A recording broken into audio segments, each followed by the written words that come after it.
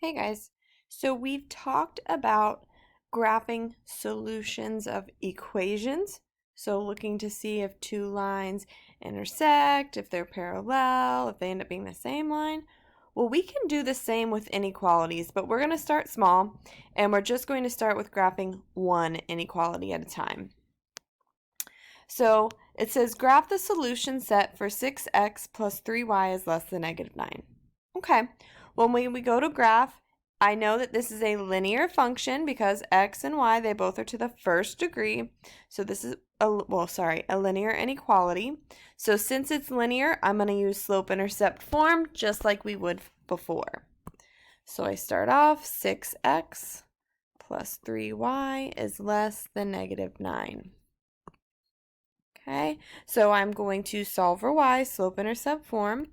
So I'm going to move my 6x, so subtract 6x.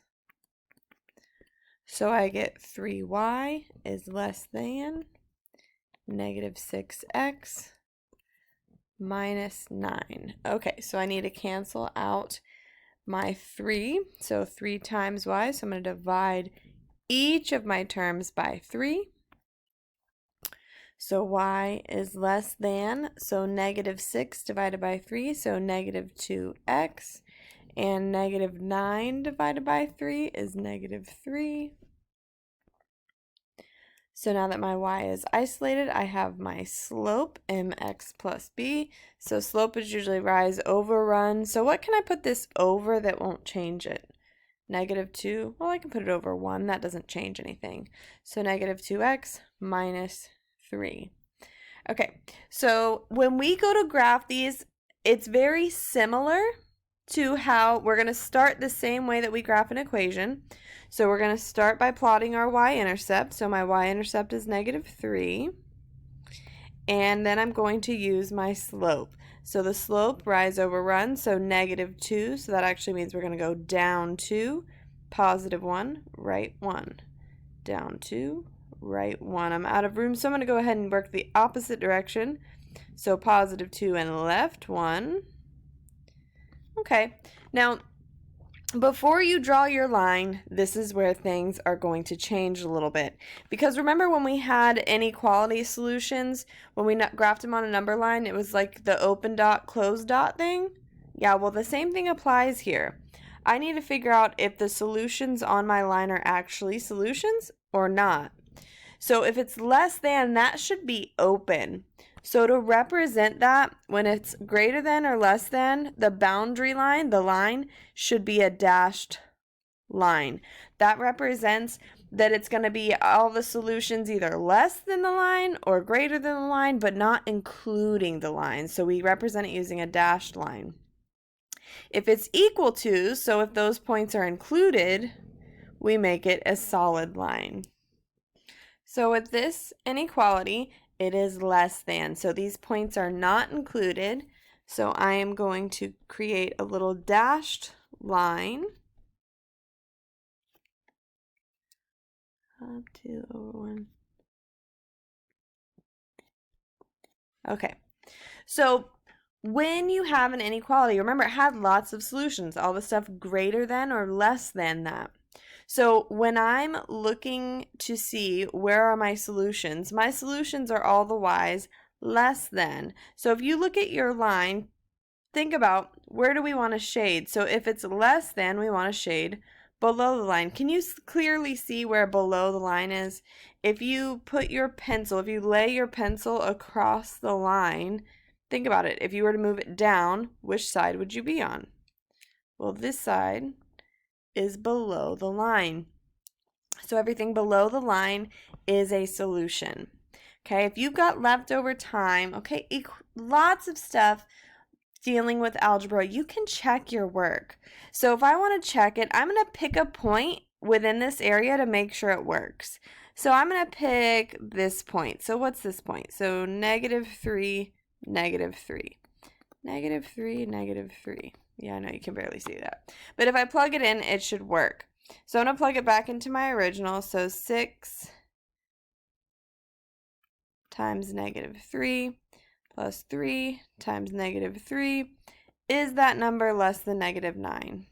So 6 times, so negative 18, and 3 times negative 3 minus 9. Is that less than negative 9? Negative 18 minus 9, yep, definitely less than negative 9. So it does work. So just like any equation, you can pick a point, plug it in, make sure that it works. Okay, so when you're graphing, again, there's two main things you have to think about. Is your line, should it be dashed or solid? Is it open or closed? And then just which side do you need to shade on? So less we shade below the line, up greater we shade above the line. Okay, another what that I think about is if I put, because you read this y is less than, so if I put my pencil on the y-intercept, less than is below, so that tells me which side of the line to shade on. If I would have been greater than, then I would have been on this side of the line. So whichever way works for you. Again, you can always pick a point, plug it in. If it works, shade that side. If not, shade the opposite side. Okay, so let's look at a couple of real-world examples. So write and graph an inequality to represent the situation.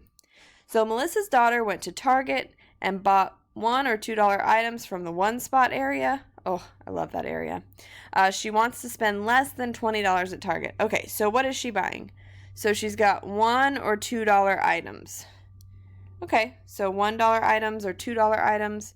So I'm going to say 1x plus 2y.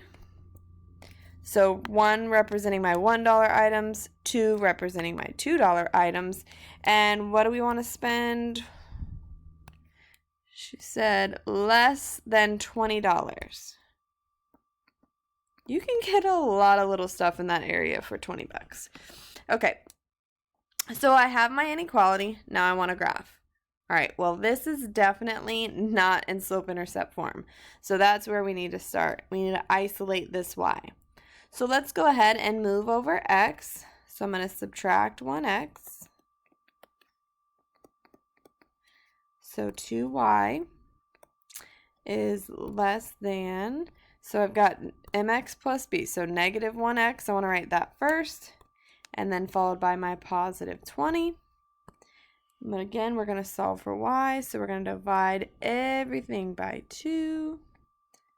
So y is less than, so we have negative 1/2 x. Shh. Sorry, the dog is snoring next to me. Plus 20 divided by 10. Yes, he snores really loud. 20 divided by 2 is 10. Okay.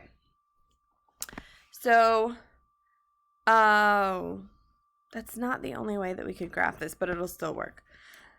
Sorry, I'm just so used to doing that. I'll explain a different way in a second. So I'm going to go ahead and start.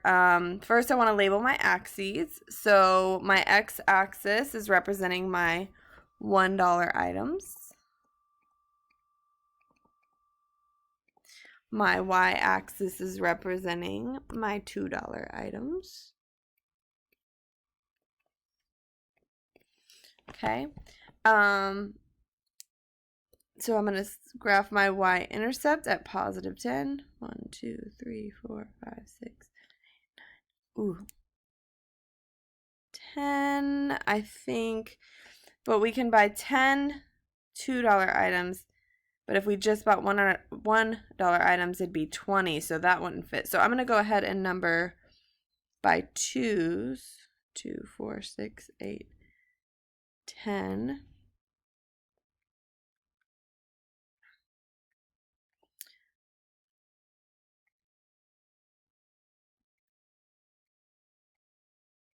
Okay, so if we use the slope, we're going to go down 1. Remember, we're numbering by 2s. So down 1 over 2, down 1 over 2. Remember, we're numbering by 2, so I am moving down 1 and over 2.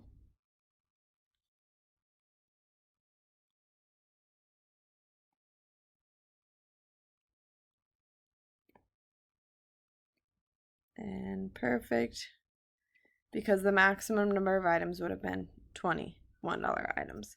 Okay, if we only bought $1 items. So that's another way to graph these real world situations, is to find the maximum of your y's and then the maximum of your x's, and then you can connect your points.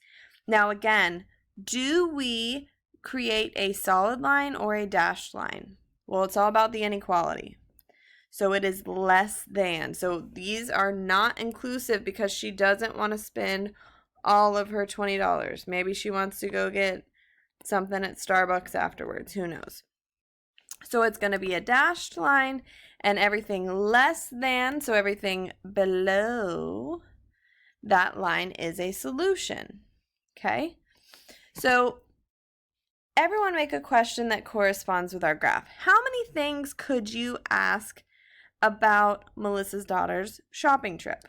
Okay, well, maybe I would say, what are 3 possible combinations of items that she could get and still spend less than 20? Well, I'm just going to pick some random points. So she could buy 4 $1 items and 4 $2 items, 8 $1 items, and 2 $2 items. She could even buy 1 $1 item and 7 $2 items. So there's all kinds of a variety of solutions that we can come up with, okay? There's lots of different combinations. This is how we represent that graphically. We have an inequality with a shaded region because there's not just one solution set. There's lots of different possibilities. Does that make sense? So just something a little different to look at. Notice we do not have arrows, okay? Up here, this was just a generic inequality. There's no conditions. Well, we have conditions here. We have to spend less than 20. So we have clear and concise ending points. So if we look, let's see this one. So we have Katie is catering a friend's party. A pan of chicken will feed 28 guests, and a tray of turkey wraps will feed 42 guests. In total, the pans of food must feed at least 428 guests. Okay, this is a huge party. Must be a fundraiser or something.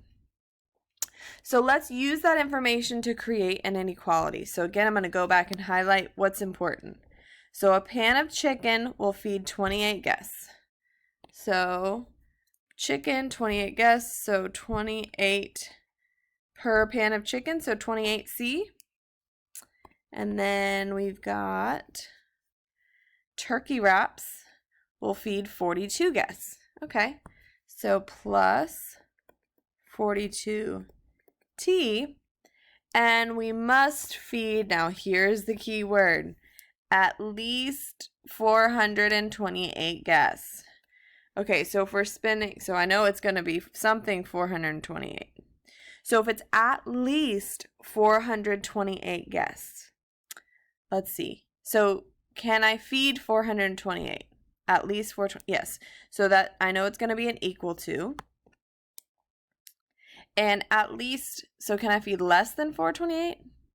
No, at least. No, I need to feed more, greater than or equal to 428 guests. I need all of these turkey wraps and pans of chicken to feed more than 428 or equal to. Okay, cool. So we've created an inequality. So now let's use it. It says if she prepares 7 pans of chicken, what's the minimum number of trays of turkey wraps she must prepare for the party and why? Okay, well, we know that she's preparing, it says 7 pans of chicken. So 7 replaces my C. So I'm just going to simplify.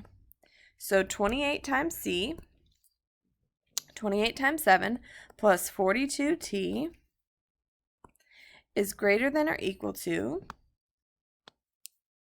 428. All right, so what's 28 times 7? That gives me 196.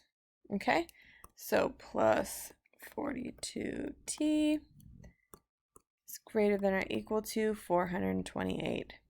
All right, so subtract 196, so that's 7 pans of chicken should feed about 196 people. So if we take away that, we get 42 turkeys greater than or equal to color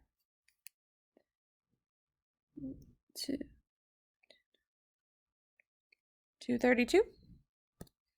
So if I divide by 42, dividing by a positive, so I don't have to do anything to my inequality sign.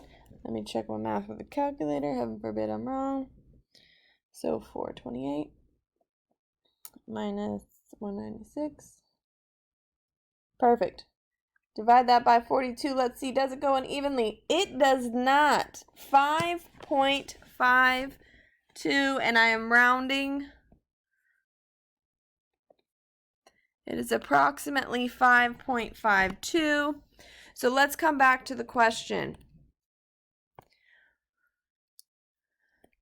What is the minimum number of trays she must prepare, and why? Well, what's the minimum number of trays? Is she going to prepare 5.5 trays? No. It says she needs to create more than 5.5 trays. So what's the minimum number of trays of turkey wraps? She's going to need to create 6 turkey wrap trays.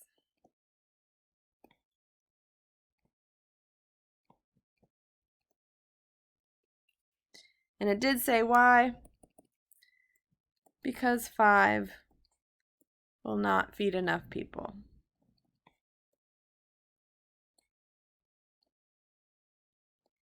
So in these real world problems, oftentimes you either need to round up or round down depending on the scenario. So ask yourself what makes sense and go with it.